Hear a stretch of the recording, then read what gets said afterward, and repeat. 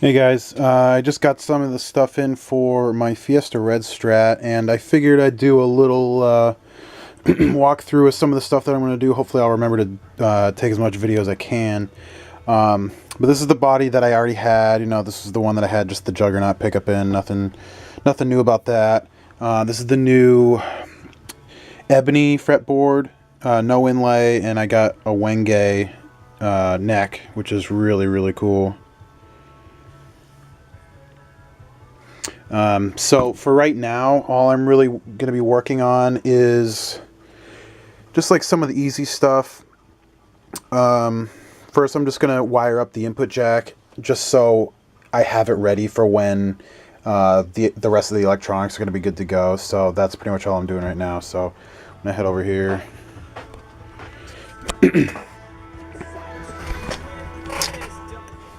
Alright, so first thing you're going to want is, I just have like some 22 gauge stranded wire. They're basically the difference between, you can have either stranded or solid wire. I realize the lighting's not very good over here.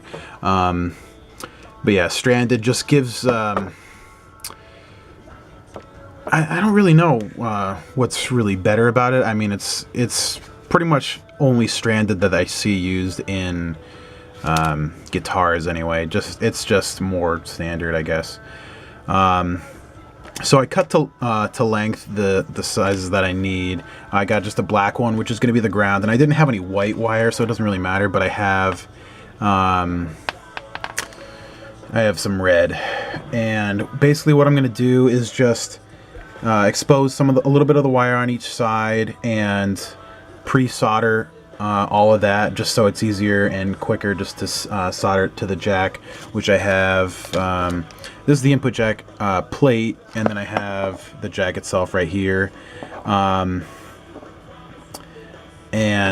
if you're looking at it this way, you're going to see two prongs right there. This is a mono jack, by the way. You can get stereo jacks, but I've never used them. I'm not really sure exactly what you'd want to use them for. I think some like active pickups might use them. But anyway, let me just double check, because I always seem to forget which wire goes where, which one's going to be the ground. Alright, so yeah, I was right. The black wire, which is going to be the ground, is going to be going to this one, and that's the one that connects to the ground, like inside the jack. That's the one that the jack's actually going to be touching in there.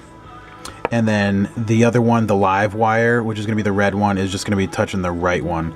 And that's, like I said, in comparison to this part right here being down. So if you're looking at it this way, you want to make sure that the black's on the right side and the red's going to be on the other one, or whichever other color you're using, most likely white. So, like I said, all I really got to do is just strip these wires. Probably maybe only like a centimeter. You probably don't even need that much, just enough so that you can get it going. And then I'm going to pre-solder it. I got my soldering gun here. Nothing too crazy with that. It's got little lights on the end of it, which is pretty cool. That definitely helps. And I'm just going to solder it up, and that's pretty much it. So I'll take a quick video of that once I get this all ready. So hold on a sec. Alright, so since the last video I took, I went and got a wet sponge just for the soldering, and just so you can clean it off if the tip starts to get a little nasty. And then I got my soldering gun heating up right now. That's on the floor because I have no better place for it. And I mean, you could use a wire stripper if you want. I tend to just go with just a good old razor blade usually.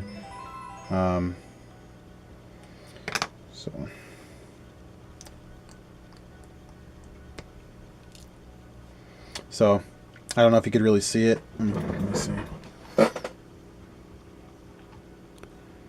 Focus, damn it.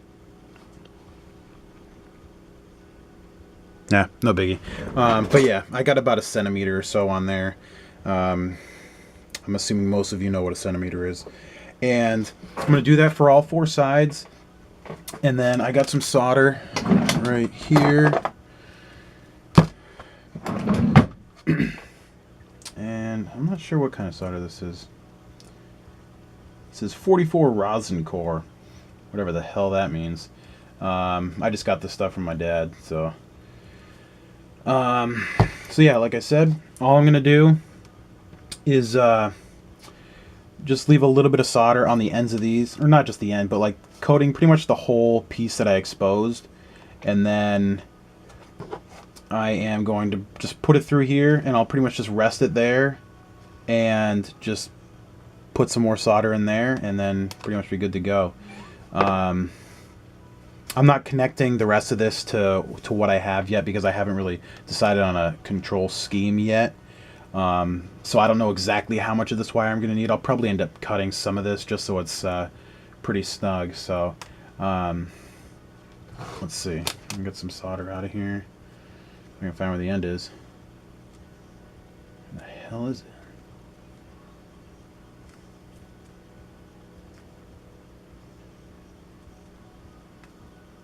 Alright, what kind of sick joke is this? Make an end.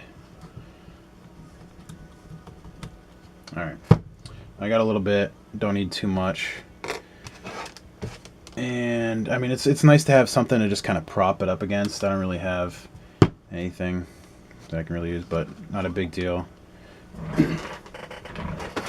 Soldering gun here. Should be hot enough. Yeah, it feels pretty good. So all you really gotta do is just heat this up just a little bit, and then put that right to there. Give it a little bit, and then just make sure the whole piece is pretty well covered. I mean, it doesn't have to be perfect, but you can kind of see it was kind of bronzy colored, and now it's all coated for the most part. Like I said, it doesn't have to be perfect, and pretty much it. So all you really gotta do is just get all the sides on there, and be good to go. So, I'm not gonna go through the whole process because, you know, that's a little boring, but like I said, that's all you really gotta do. Pretty simple. I will take a video of just wiring that up though, just for the hell of it. So I'll cut back to when I'm ready for that. Alright, so I got the black wire all set. Basically what I did on the ends of them, I just kind of made like a little curl just so it's easier for it to hold on to here. And like I said, the with this part down, the left side is going to be the black, which is going to be the ground. And I mean, you don't have to do that little curve like that. It just helps to kind of keep it in place when you add the solder to it. And all you're pretty much going to be doing is just touching the soldering gun just straight to both. You want to try and contact both the little lug there, pin, whatever you want to call it, and the piece of solder or piece of wire at the same time, and you leave it there. You want to make sure you're not just like touching it with the just the tip either, because that probably has like the least amount of heat to it, and so it's kind of just touch it with like the side of it, and then just kind of add the solder to it just to create like a little pool, but you don't want to be too liberal with it. Just enough to fill the hole, and then just remove everything, and should be all set. Like I said, you want to make sure that the solder doesn't really get anywhere that you don't want it. And you want to make sure it's only going to be the exposed wire that's getting soldered too. So this is still hot. This is good to go. I got the black one on the left side.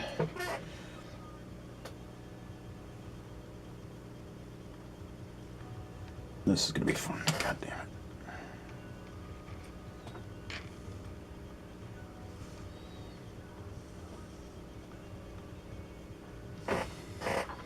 This just needs to be a little bit longer. That's all. That would really help me.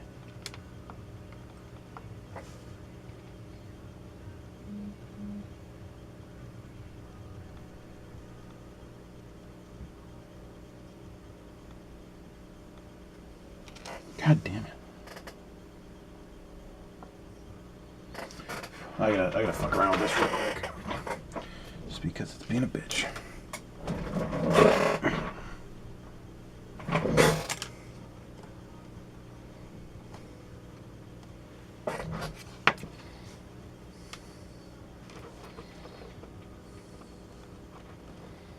I'm actually just going to hold that there just because it's just going to make my life a little easier. And I'll just kind of grab the solder like that, you know, no big deal.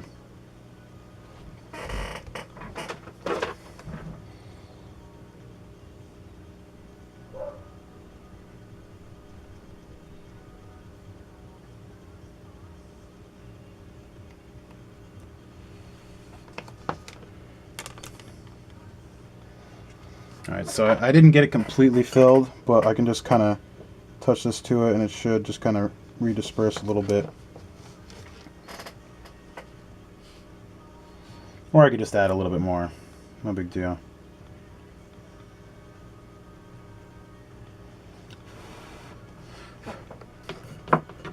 You also want to make sure that the hole's filled on both sides too. Because if it's not, I mean, it's not the end of the world, but I mean, it would really just make for a better connection overall. So, I mean, I know it's kind of hard to tell. But, focus, damn it.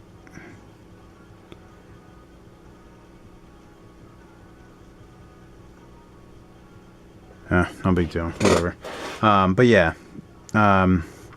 it's filled on that side and it's filled on the other side. So that one's good to go. So you don't have to worry too much about that anymore. I mean, I do have a little bit of wire poking through right there. You could kind of clip that off, whatever you could, I guess. That's why you don't really want too much wire exposed. But it's really not a big deal. Let me see.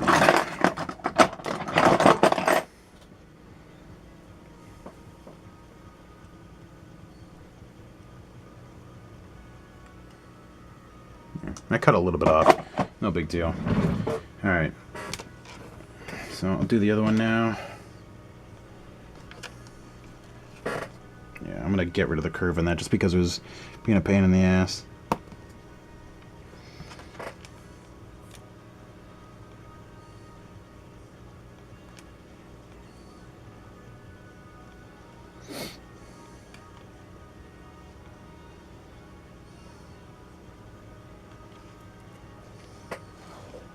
Alright. I'm just gonna fucking throw my iPod on there just so it stops moving.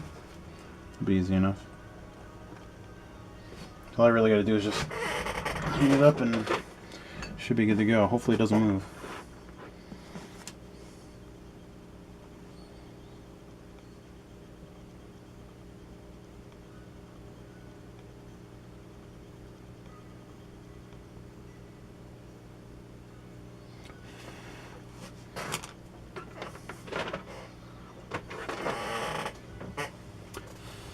Don't touch hot things either. I've already burnt myself plenty of times and it sucks.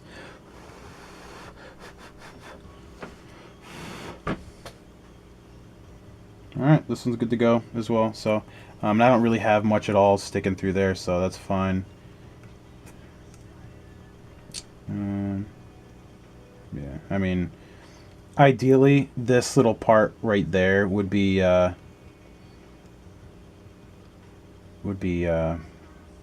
through. Yes, let me just do that real quick, just for the hell of it.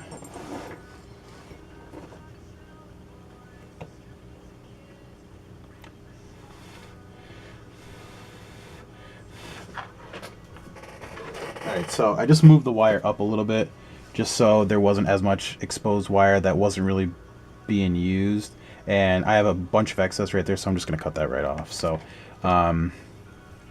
all I really have to do is just wire it up to this jack, and then or not even wire it, just screw it to the jack, and that's pretty much it for this step anyway. So I will see you on the next step eventually, whenever I get to it. Okay, this next bit's a little self-explanatory. When you get a new neck like this, especially one that just hasn't been used at all, these holes, these 4 holes, or 3 if you got the 3-hole conversion one, whatever, you're going to want to try and try out the screws in them that are going to be going in the neck plate before you even, connect it to the guitar and everything, just so that it gets a little familiar with the screws, because you don't want to just force them in there. I mean, I'm not saying that you want to like ream those out even further or anything. That'd be probably a really bad idea. But just, you know, screw these in a couple times, screw them out, and it's also a really good idea to lube up the screw too with I don't know, a number of things. You could use a little bit of soap if you wanted to, lotion if you really wanted to, you know, anything that's really going to help this get in there a little easier. But you don't want to glob it on either. You don't want a fucking mess on your hands. So, I mean, I'm not really going to show you me doing that just because I feel like it's a little self-explanatory. But yeah, definitely don't go too far either, because you also got to remember that there's going to be that much wood it has to go through already. So let me just throw this on here with the plate.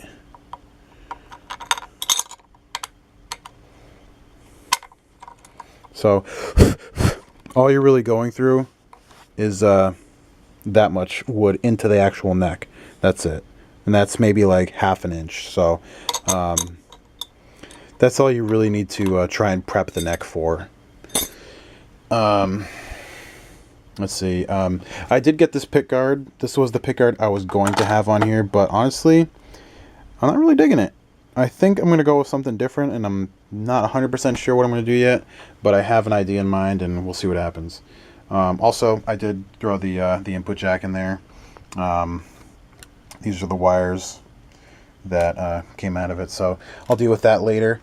And since this is a hardtail, there is another hole in there, right there, that I have another ground wire coming out of. And basically, if you lift this off, you'll just see the other wire that's exposed like this, just sitting underneath there. There's nothing like